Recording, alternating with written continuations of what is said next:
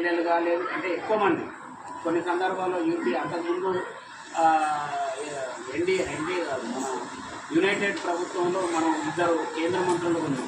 కానీ సంపూర్ణంగా మనం ఈ దేశంలో ఎప్పుడూ అధికారంలో రాలేదు. రాకపోయినా 100 ఏళ్ల నుండి ఎత్తిన జెండాను, నమ్మిన సిద్ధాంతాన్ని వదలకుండా 100 సంవత్సరాలు ఈ జెండా నిలబెడుతున్నామంటే ఇంతకన్నా ఘనమైన చరిత్ర ఏ రాజకీయ పార్టీ కన్నా ఉండాలని కాబట్టి ఇంత చరిత్ర ఏ పార్టీకి ఉండదు. మీరు చూడండి, 5 ఏళ్ళు కరెక్ట్ అధికారంలో లేకపోతే ఈరోజు ఉక్కిరి బిక్కిరయ్యి మిగతా కలర్ మన చొక్కాలు మార్చినట్టే యాంగర్కు సాయంత్రం పోతే ఈ చొక్కా మార్చినట్టు మీరు ఈ రాష్ట్రం ఉదాహరణగా దేశవ్యాప్తంగా అన్ని ఉదాహరణలు చూడండి. ఈరోజు టీఆర్ఎస్లో ఉన్న సగం మంది కాంగ్రెస్లో కలిసిపోయారు. 10 ఏళ్ళు వాళ్ళు ఈ రాష్ట్రంలో అన్ని పదవులు అనుభవించారు, ప్రభుత్వంలో ఉండి ఎంజాయ్ చేశారు. 5 సంవత్సరాల అపోజిషన్లో ఉండడానికి ఇబ్బంది పడే రాజకీయ పార్టీలను నాయకులను చూస్తున్నాం. కానీ 100 సంవత్సరాల నుండి కష్టాలు వచ్చినా, నష్టాలు వచ్చినా, రాజకీయంగా ఒడిదుడుకులు వచ్చినా, ఎలాంటి ప్రభుత్వ పథకాలు అందకపోయినా కడుపు మార్చుకొని సిద్ధాంతాలు నమ్మిన సిద్ధాంతం కోసం ఈ జెండాను బట్టి నిలబడి మనం ముందుకెళ్తున్నాం. అంటే ఇంతకన్నా గొప్ప కార్యకర్తలు ఏ రాజకీయ పార్టీలు ఉంటారో మనం ఆలోచన చేయాలి. ఇంతకన్నా గొప్ప నాయకులు ఏ రాజకీయ పార్టీలో ఉన్నారా అని చెప్పి మేము అడుగుతున్నాం. ఇంతకన్నా ఇది ఉదాహరణ కాదా, ఇది తార్కాణం కాదా అని మనం ఎవరికి వాళ్ళు అనుకోవాలి. ఇంత గొప్ప రాజకీయ సంస్థలో, ఇంత గొప్ప సిద్ధాంతం కలిగిన కమ్యూనిస్టు పార్టీలో మనం అందరం కూడా ఉండడం అనేది మన గర్వకారణం. అంటే మనం గర్వపడాలి. ఇలాంటి సిద్ధాంతాలను అందించిన మన పూర్వ నాయకులు వాళ్ళను మనం స్మరించుకోవాల్సిన అవసరం ఉన్నది. ఈరోజు ఈ దేశానికే కాదు ప్రపంచానికి పోరాటాలు నిర్వహించడం అనే అడుగులు నేర్పింది, నడక నేర్పింది, నేలకు పరిచయం చేసింది విప్లవ పార్టీ.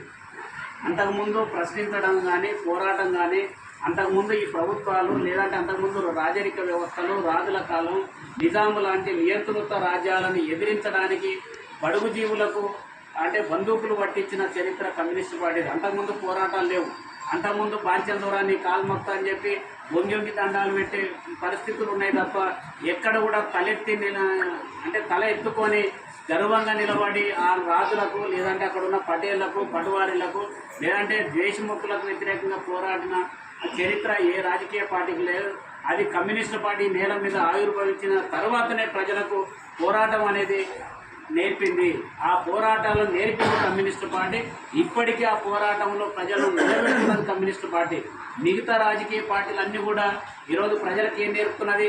మీరు సలాం కొట్టండి, రాజకీయ నాయకులు, మంత్రులు, ఎమ్మెల్యేలు వస్తే ఉండవాడి దండాలు పెట్టండి, లేదంటే మీరు ఫైరవీలు నేర్పండి, లేదంటే డబ్బులు ఇచ్చి పనులు చేసుకోండి, లేదంటే అధికారులకు మీరు లంచాలు ఇచ్చి పనులు చేయించుకోండి అని నేర్పిన పార్టీలు తప్ప కమ్యూనిస్టు పార్టీ ఒక్కటే మీరు మీ హక్కు, ఎవ్వరికి మీరు వంగి దండాలు పెట్టాల్సిన అవసరం లేదు, మీరు డబ్బులు ఇచ్చి మీరు రేషన్ కార్డు లేదంటే ప్రభుత్వ పథకాలు పొందాల్సిన అవసరం లేదు, మీ హక్కు కోసం మీరు నిలబడి పోరాడండి, కలబడి ప్రశ్నించండి అని చెప్పి నేర్పిన పార్టీ దేశంలో ఏదంటే కమ్యూనిస్టు పార్టీ. ఎవరైనా ఇంకొక పార్టీ ఏది కూడా ఈరోజు ప్రజలకు ఏం నేర్పిందయ్యా అని అంటే రాయబారాలు నేర్పింది, లంచాలు ఇవ్వడం నేర్పింది, వంగి దండాలు పెట్టి నేర్పింది.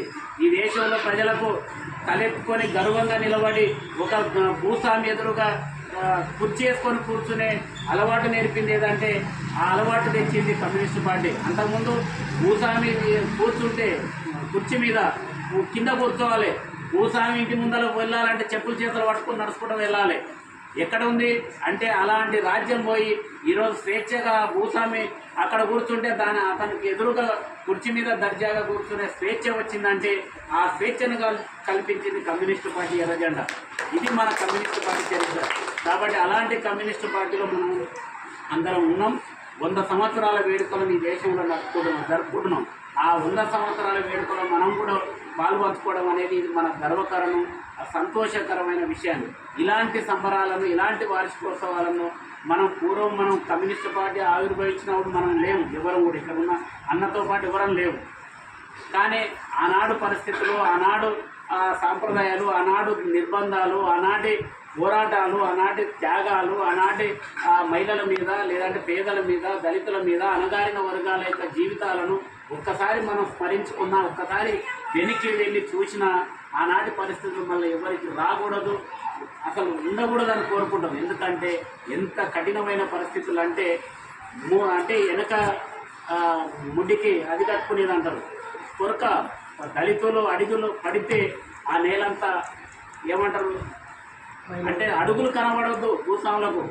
మనం ముంత అంటే ముక్కుకు నోరుకి అది కట్టుకునేది. ఎందుకంటే మనం వదిలిన గాలి భూస్వాములు పీల్చకూడదు. అంటే ఒక దళితుడు అనే మనిషి అనేవాడు పశువు కన్నా హీనంగా చూసే సాంప్రదాయాలు. ఒక మనిషి 24 గంటలు పనిచేసేవాడు. ఈరోజు స్వేచ్ఛగా 8 గంటలు మనం పనిచేస్తున్నాం. భార్య పిల్లలతో 8 గంటలు గడుపుతున్నాం, 8 గంటలు నిద్రపోతున్నాం. కానీ ఆ రోజు భార్య పిల్లలతో 8 గంటలు గడిపే కాలం కాదు, 8 గంటలు సుఖంగా నిద్రపోయే కాలం కాదు. అంటే గొడ్డులాగా పశువుల కన్నా హీనంగా పనిచేసే కాలం అలాంటి కాలం పోయింది. మనుషులను గౌరవించే కాలం వచ్చిందంటే ఎట్లా వచ్చింది? ఇలాంటి పరిస్థితులు ఇలాంటి పరిస్థితులు వచ్చినాయంటే ఉట్టిగా రాలేదు. ఈ దేశంలో కమ్యూనిస్టు పార్టీ ఏర్పడిన తర్వాత ఈ దేశంలో అంటే దళితులకు, గిరిజనులకు, పేదవాళ్ళకు పోరాటాన్ని నేర్పింది. మీరు కలబడండి, మీ వెనకాల ఎర్రజెండా ఉంటుందని చెప్పి ఈ భూమికి, ఈ నేలకు పరిచయం చేసింది విప్లవ పోరాటాలు. ఈ పోరాటాలు నిర్వహించిన తర్వాతనే రాజ్యాలు మారినాయి, భూస్వాముల ఆగడాలు మారినాయి, దొరల దౌర్జన్యాలు మారినాయి, రాజరిక వ్యవస్థలు మొత్తం పోయినాయి. అలాంటి పరిస్థితులు పోయి స్వేచ్ఛా స్వతంత్ర యుగంలో మనం ఉన్నామంటే ఈరోజు ఎర్రజెండా అంటే మనకు అందించిన గొప్ప కార్యము. ఆ చరిత్ర ఎర్రజెండాకు ఉంది, మరో జెండాకు లేదు. కాబట్టి ఇలాంటి ఎర్రజెండాను కాపాడుకోవాల్సిన అవసరం ఉన్నది. మనం ఈ వేదిక మీద ఉన్న నాయకులకే కాదు, మనందరికీ ఆ బాధ్యత ఉన్నది ఈ ఎర్రజెండాను కాపాడుకోవడానికి. ఆ ఎర్రజెండా నీడ కింద ఈరోజు ప్రపంచంలో చాలా దేశాలు సోషలిస్టు రాజ్యాలు ఏర్పరచుకొని ఇలాంటి రాజ్యాలు కాదు, భారతదేశంలో ఉన్న రాజ్యం కాదు, భారతదేశంలో ఉన్న పరిస్థితులు కాదు లేవు. ఈరోజు పొరుగున ఉన్న చైనాను చూడండి, వియత్నాం, క్యూబాన్ చూడండి, కొరియా లాంటి దేశాల్లో, అంతకుముందు సోవియట్ యూనియన్లో, రష్యాలో మీరు చూడండి, అంతకుముందున్న సోషలిస్టు రాజ్యాలు ఏర్పడిన చోట ఈరోజు దోపిడీలు లేవు, దొంగతనాలు లేవు, పేదలు భూస్వాములు అనే తారతమ్యాలు భేదాలు లేవు, పెట్టుబడిదారుడు శ్రామికుడు అనే భేదాలు లేవు. వస్తున్న సంపద మీద సమానమైన హక్కులు ఉన్నాయి. ఈరోజు 100 ఎకరాలు ఒక భూస్వామికి ఉంటే ఎకరా సెంటు భూమి లేని నిరుపేదలు ఈ దేశంలో ఉన్నారు. కానీ సోషలిస్టు రాజ్యాల్లో మోసాలు ఉండవు, దగాలు ఉండవు, దోపిడీ ఉండదు, ఆర్థిక ఆధిపత్యం ఉండదు. అంటే శ్రమజీవులకు, కష్టజీవులకు మోసాలు అనేది ఉండదు. సంపద సృష్టించే శ్రామికుడికి ఈరోజు సంపద అంటే సృష్టికర్తలను భూస్వాములకు సమానమైన వాటాలు, హక్కులు. అంటే ఏది సంపద మీద, ఈరోజు సంపద మీద ఇక్కడున్న శ్రామిక వర్గానికి హక్కు లేవు, ఈరోజు శ్రమజీవులకు హక్కు లేదు. ఈరోజు మన సంపదను సృష్టిస్తే ఈరోజు పెట్టుబడిదారులు భూస్వాముల సంపద మీద ఈరోజు పెత్తనం చేస్తున్నారు. కానీ సోషలిస్టు రాజ్యాల్లో అలాంటి లేదు. అంటే ఇప్పటికే ఎర్రజెండా నాయకత్వంలో అనేక రాజ్యాలు ఏర్పడిన సోషలిస్ట్ రాజ్యాలు, అలాంటి రాజ్యాలను ఇక్కడ నిర్మాణం చేయాలని చెప్పి కలలు కంటున్నాం. ఆ కలలుగానే స్వప్నాలను, ఆ కలలుగానే ఆ కోరికలను నెరవేర్చడానికి ఈరోజు 100 ఏళ్లుగా ఈ దేశంలో ఎన్ని నష్టాలు, ఎన్ని కష్టాలు ఎదురైనా ఆ నమ్మిన సిద్ధాంతం కోసం మొక్కవోని దీక్షతోటి ఈరోజు ఎర్రజెండాని ఈ దేశంలో కాపాడుకుంటూ ముందుకు నడుపుతున్నాం మన నాయకత్వం. కాబట్టి ఈ మన నాయకత్వం అందించిన ఈ జెండాను, మనం నమ్మిన ఈ సిద్ధాంతాన్ని వదలకుండా మన కార్యకర్తలు కూడా ఈరోజు ఎన్నో ఇబ్బందులు ఎదురవుతున్నాయి. ఇక్కడున్న రామకృష్ణ నిజంగా ఎన్నో ఇబ్బందులు పడుతూ ఈ నియోజకవర్గంలో పార్టీ నడుపుతున్నాడు. ఇక్కడ ఉన్న వేదిక మీద ఉన్న 2 జిల్లా సమితి సభ్యులు కూడా ఎదుర్కొన్న మీరు కూడా.